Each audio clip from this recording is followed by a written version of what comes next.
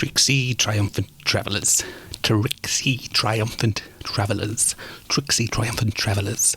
Tricksy triumphant... What are you doing? It's a vocal warm-up. I never heard you do them before. I normally do them at home. And why have you brought in your Blenheim Hall diploma? I'm going to have it framed. So, it's not because... I can assure you this has nothing to do with today's guest. What you said last time. You weren't here the last time. Shouldn't have told me. Did he now? Anyway, if you'll let me finish. Wop, wop, wop. Oh, beep, beep, beep, beep, beep, beep, beep.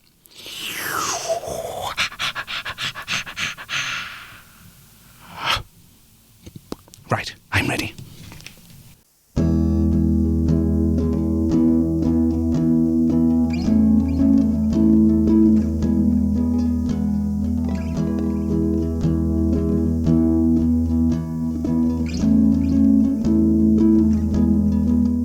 Hello and come to Culture Pump. My name is Dixon George, writer, critic, house painter, and I'm here to remove the air out of the culture pipe through the act of pumping. Let's Culture Pump. Mother, I can't sleep. Well, we can't afford to do a bed, so if that's what you're thinking, Douglas. But Mother, have you not seen the great deals on offer at Dixon's Beds Emporium store? No, let me see. Goodness, with prices like that much, I might also get a bed as well. How can they afford to sell at those low prices? I'll tell you how, Douglas's mother. Have you heard of West Lothian Trees Farms Incorporated? Providers of bulkwood materials from the finest forests in the Lothian region? Why, yes, are you telling me? Every single one of them. And buy today using the offer code BEDCULTURE and I'll throw in a second bed, half price. If it's the same model and colour and smaller. So can I get to sleep now, Mother? I'm ever so tired. Not yet, Douglas. Please allow 30 days for delivery. Well, what do we do until then? I'll get your special medicine. All beds come with a 6-month guarantee and insect repellent as standard. Remember, Bed Culture at checkout. Visit Dixon's Bed Emporium store.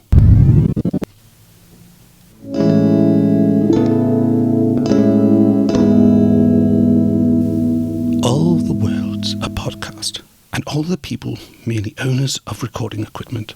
They have their exits and their entrances, and one person in their time plays many parts, the acts being 7 ages. At first, the rugrat, mad, tight, and vomiting in the nurse's arms, and then the baby-caking schoolboy with his iPhone and shining morning face, creeping like TLC unwillingly to school, and then the Bert, Al goring like furnace, rapping a song to his booze finely threaded eyebrow. Then a solid snake, full of strange Pecksmans and totally Robin Williams'd, jelly and honour sudden and quick and beef, seeking the Bublé reputation even in the smoke wagon's mouth. And then the justice, in a belly, stuffed with a whole bucket of chicken, with crazy eyes and a proper gentleman's beard, full of twilights and the latest news. And so they play their part. The 6th age shifts into the 0 beach, with glasses on nose and bum bag on side, his youth duds way too big for his chicken legs, and his Gandalf voice turning again toward Pee Wee Herman. Last scene of all, that ends this strange eventful history, is second childishness and mere oblivion. No chiclets, blurry glasses, no taste, no nothing. That was from As You Like It by the Bard, Willie Shaky, the Spearster, the big W.S. Maybe you notice something different about it, but then again, you may not, because the change is so natural. You see, William Shakespeare may have been a genius, but he was very much a man of his time. So I commissioned today's guest to rewrite one of the Shakeman's most famous pieces to make it more relatable to today's youth. And who is this modern-day genius, you ask? It's the works-up wunderkind of words. It's none other than Ned Stripple. Today we are talking theatre, the smell of the geese paint, the roar of the ground. Those 2, 3, sometimes 4 hours when you are transported to another world, the other world where, last year, more than 40 people died of deep vein thrombosis. Stripple's first play, The Man Who Ate a Mountain, was critically adored, not least by myself, who, if you read my column in the Ashby Advisor, raved about it from its first opening night in Leicester, which, I'll admit, opened 3 years after its West End run, and by then it had already been reviewed numerous times with numerous casts. Still, I was the first to review it when it arrived in Leicester, with Jamie Vardy in the titular role, who, fun fact, spent a week in Snowdonia actually trying to consume a mountain. It wasn't until he recovered from a month-long mountain rock-induced coma that his agent was able to tell him the mountain was a metaphor. Vardy then disappeared for a further 3 weeks, travelling the length and breadth of the country for a metaphorical mountain, before being told metaphorical wasn't a type of mountain. I won't tell you the whole story, as it's available on the online website of the Ashby Advisor at ashbyadvisor.dot.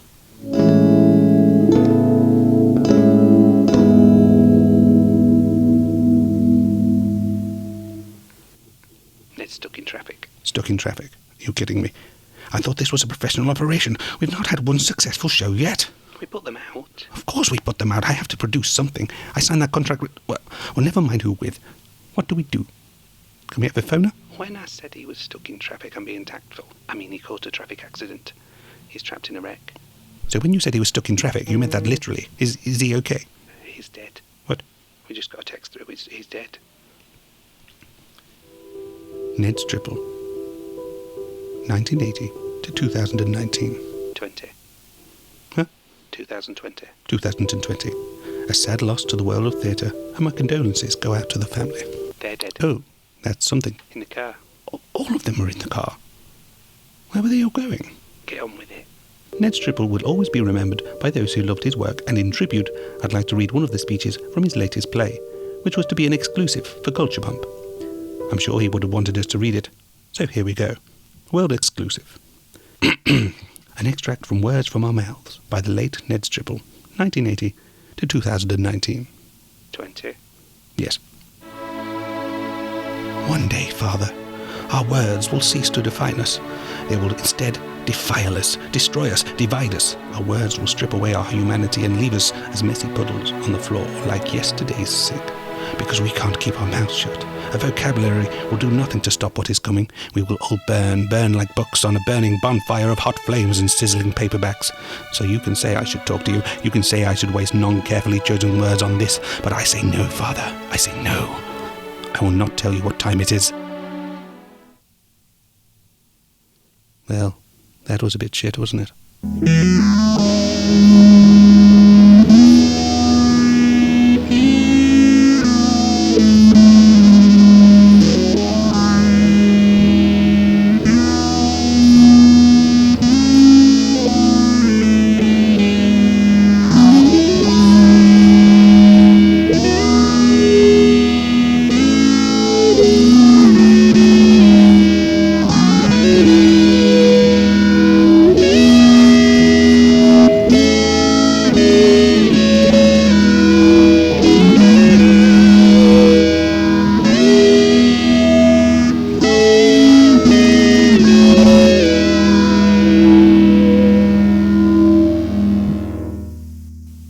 Visit DixonsBedsEmporiumStore.com for all your bedly needs.